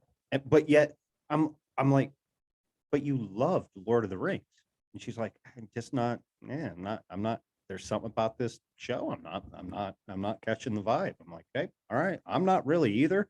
I was only watching it because I thought you wanted to watch it. And, but anyone that I've ever talked to, oh, just give it a chance. Give it a chance. Season 2, no, I don't even want to fucking, no, I'm sorry. It's not worth my funny you time. mentioned Lord of the Rings. Lord of the Rings would actually be the opposite, I think, kind of Game of Thrones. Right. I'm saying the No, medieval. but I'm just saying, type like, yeah, but I'm settings. just saying, like, that is more of. I mean, look, every time he put that fucking ring on, what happened? He popped Mm. out of time and space, really.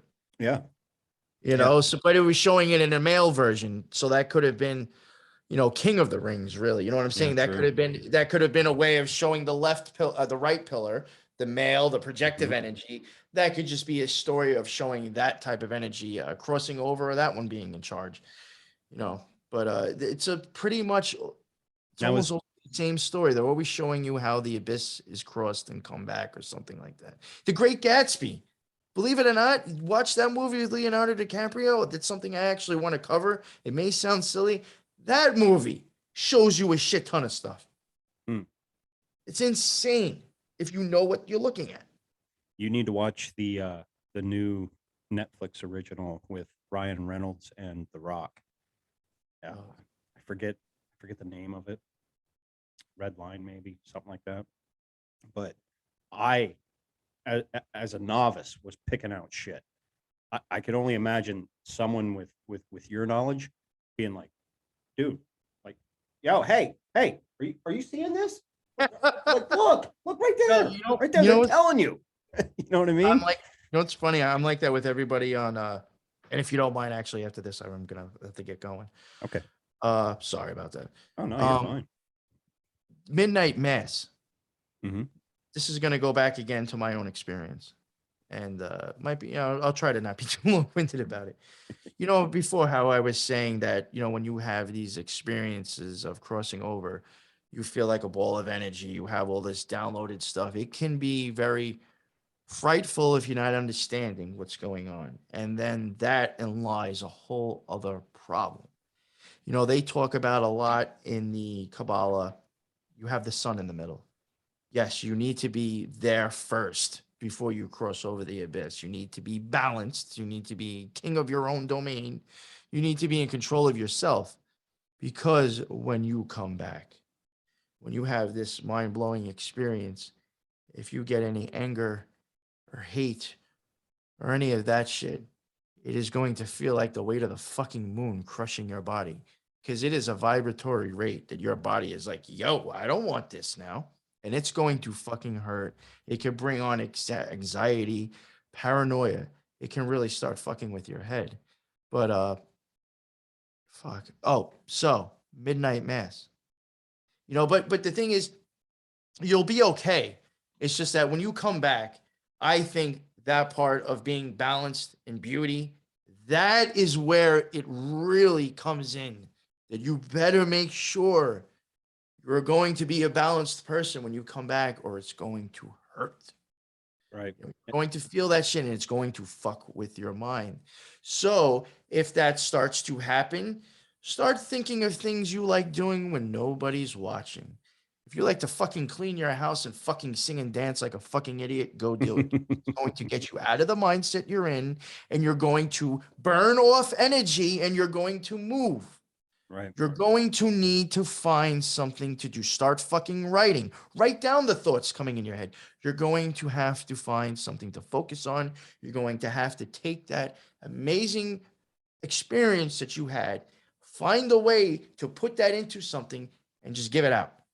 Yeah, create something. And that's what I think a lot of, honestly, the Renaissance shit is all about. Okay. I think everybody started fucking waking up. Everybody started putting out their art, their own way to express it. It was a worldwide thing. I think a lot more, and I honestly think we need something almost like that to save us. We need people to start not being afraid of telling the experiences they have with their eyes closed, because a lot of us have the same one. Yeah. We're just scared because we sound crazy if we want to talk about it. But no, we're not crazy. I think that's why podcasts have taken off so much. Yes. Listen, I'm going to tell you right now, some shows that bang out tons and tons of content, there's a reason why. I'm just going to be honest. I'm not going to throw names out there. But besides that, so I'm talking about this uncomfortability. Now, in Midnight Mass, I keep telling everybody, watch that fucking movie. For one, it shows an angel that was really a demon. So it's letting you know that we're being fooled. But at some point, the priest really basically started, it was almost like Heaven's Gate type shit, poisoning them, letting them die, bringing them back to life in that time. And this is representing really, honestly, the abyss, because in a sense, depending on how far you go, that is the death of Saturn. You are really kind of honestly almost bringing your body down to being dead and escaping with your soul.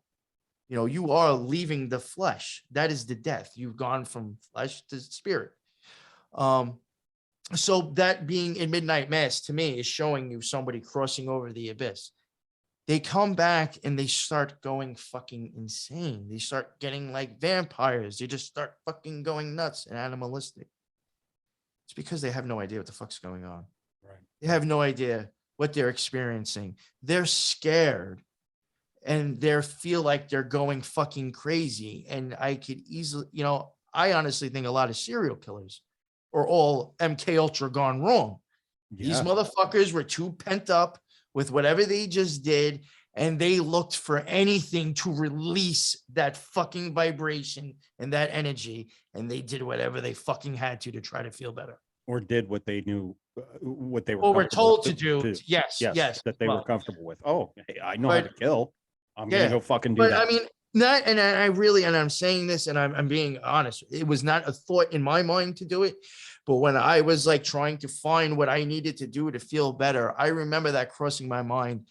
If somebody was weak or felt a little bit worse than this, I could see how if maybe going out and doing crazy shit could happen.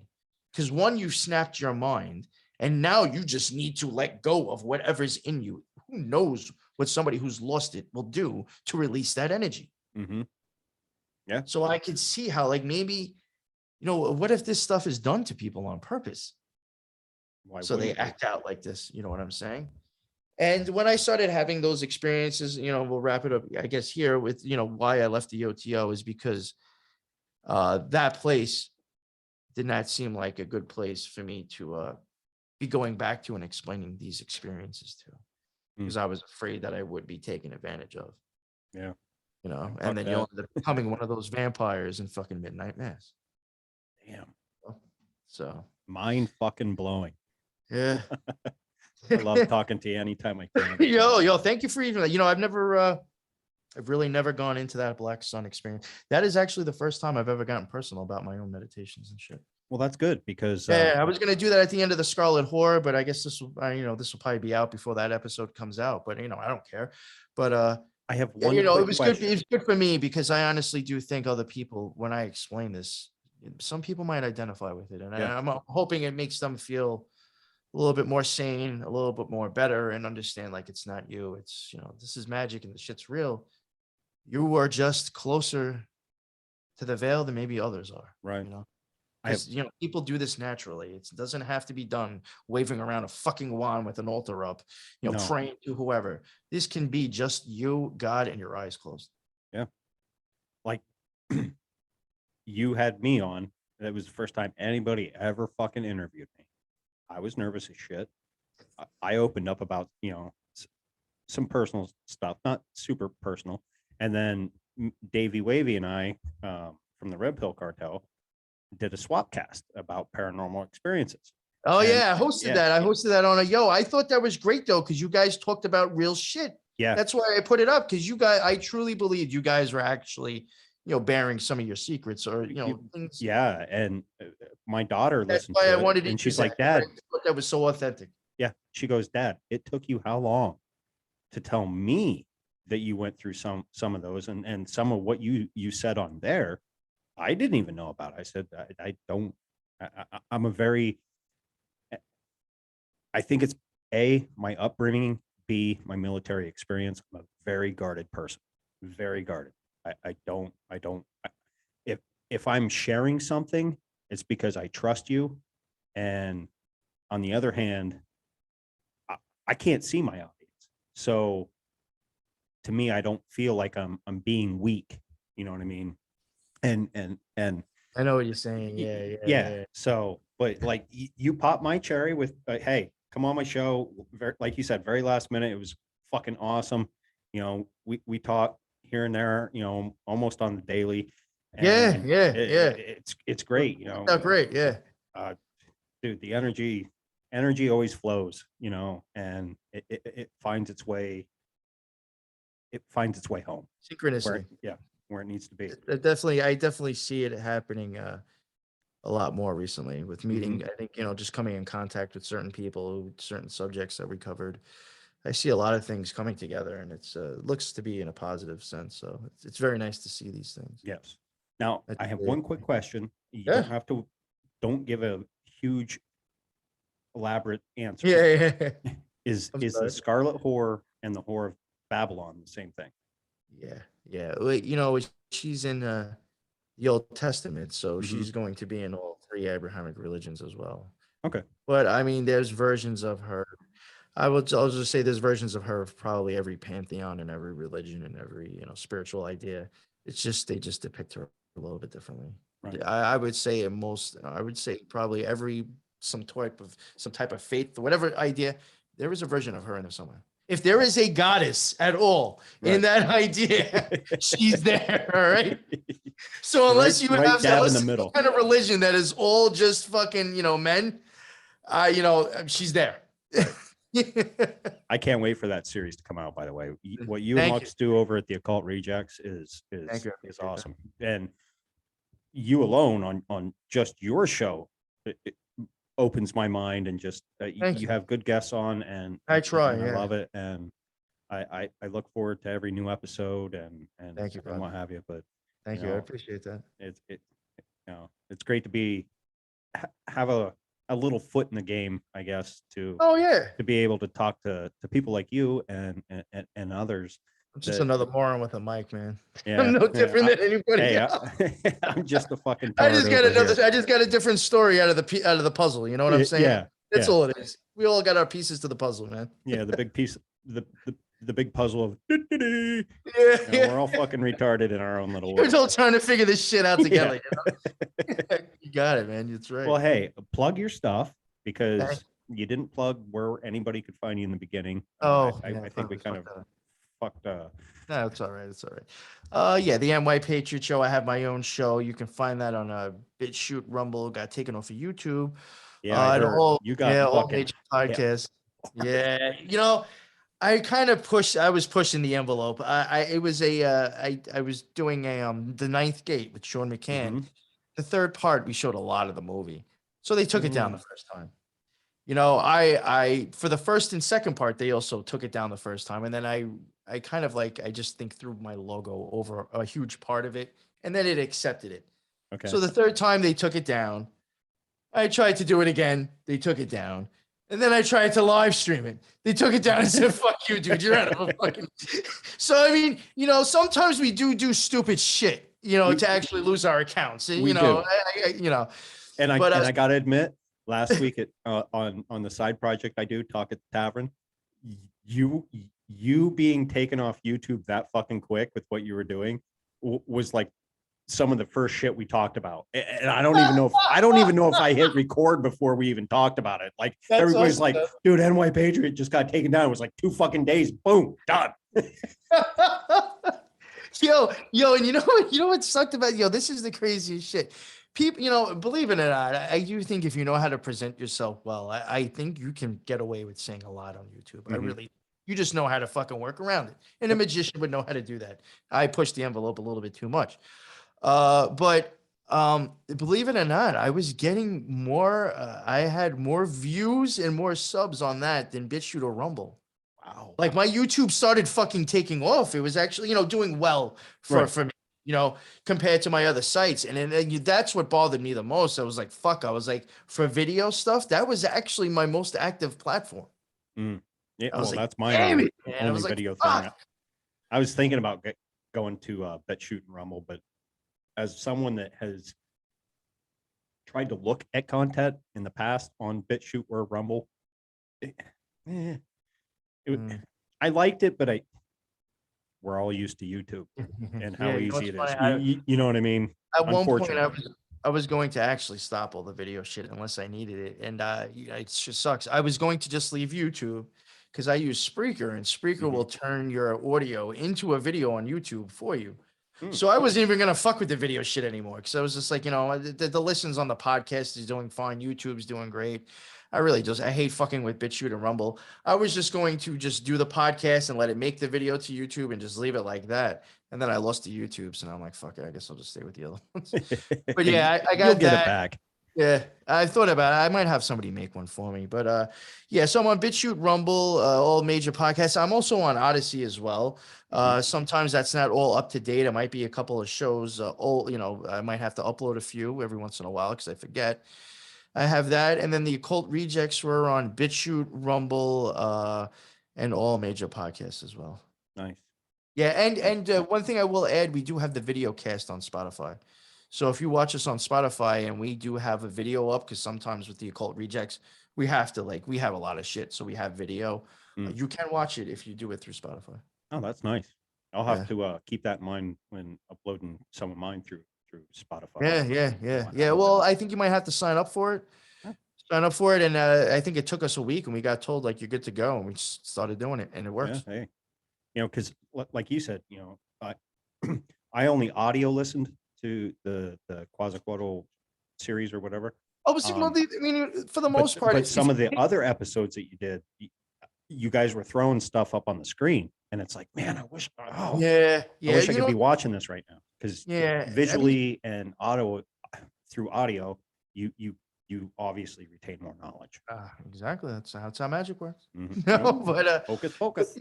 no, but yeah. I mean, some of the stuff, if you want, I like putting a lot up on the screen because I don't want you to think like I'm just saying whatever. Or Mhm. me and Lux are just pulling shit out of our ass. We like to show you where we're getting this from. S- some stuff I wouldn't say the Scarlet Horse series. I really do think you might have to watch that one. But for the most part, I think except for the Quetzalcoatl, I think you'd get more of a benefit out of that too. But for the most part, if you're willing to take our word for it and not look at the screen, you can still get probably close to the same experience. But if you can, I mean, some of them, if you can watch it, you'll really see a lot more. Right. Like with the jesters and stuff. I mean, I was showing court documents. Yeah. I went into fucking Pacer, made an account. I wasn't pulling shit out of my ass, and so I put that shit up on the fucking screen. Here's the crazy thing, and I'm just going to tease this for the future. I don't know when it will happen, but it's going to happen. New York Patriot and Lux are going to come on, and we're going to talk about Q a little bit. Yes. And the whole fucking psyop. And what I want to leave you with, when I was listening to that, I'm like, man, I used to deliver beer to a Zafar Grotto club. And when you were, and you were talking about it, I was like, a lot for. Yeah, I'm like, oh shit, that was like a fucking secret society type club type deal. Real quick, I mean, you probably could have been. Now you said alcohol. Yeah. Did you look it up? Did you look up that place? Mm-mm. I No, wonder. it was just in one of my routes, and okay, you got to go to the Grotto Club. Yeah, because believe it or not, I had someone tell me today, and it fucking blew my mind, and I had no idea. But it makes sense considering the other people that I know that had family in the Moose Lodge. Mhm.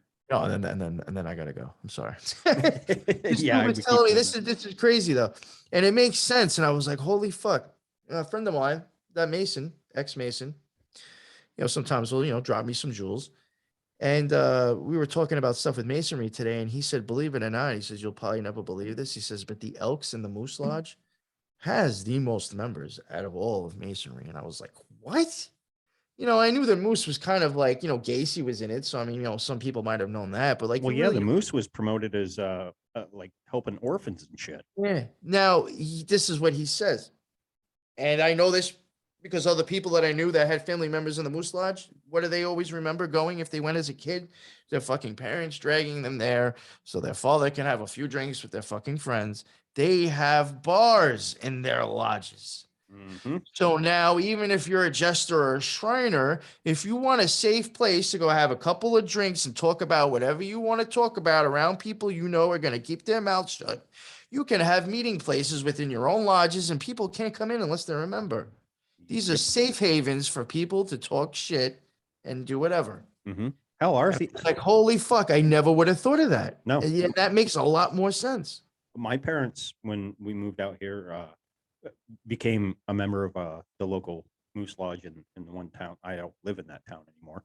And dude, they had a 4-lane bowling alley in there to entice, hey, come bowl, kids, No, when we covered the family. When we covered the Shriners and the Jesters, like you would assume the Shriners would, I mean, they were loaded. Yeah. Yo, when we covered the Moose Lodge, we were like, yo, they were fucking even more rich. Mm. When we were covering like all their tax return stuff and all the money that they're claiming that they had, me and Lux were like, yo, how the fuck is a secret society that I didn't even think hardly even really existed, was much of anything, pumping out this? How were they coming into this amount of money? Right. These motherfuckers are doing some shit. They're doing something. There is a Moose Lodge or an Elks around in every fucking town. Yes. Every town. Yes. Knights of Columbus too. Yes. I delivered to one of them. Yeah. Don't sleep or the on 40 that and 8. Do you have the 40 and 8 up your way? No. Yeah, that's big around the Williamsport area. 40 and 8. But anyway, hey. Yo, I had a really good time. Thank you so much. I always have a blast. Be able to come on and just I guess be myself and be open and tell my story. Yes. Thank you for letting me do that. No, you're welcome. And my therapy. Yeah, exactly. It's like, oh, fuck, I who get can to I tell vent these to? stories. Now somebody else can think about them, and I can forget about them for a little Yeah. bit. Be like, oh shit, I had that. But Yeah. hey. So anyway, we'll wrap it up there. Thank you for Nice. listening to another episode of My Third Eye and New York Patriot. And until we meet again, be safe and always make sure you question everything. Yes. Good.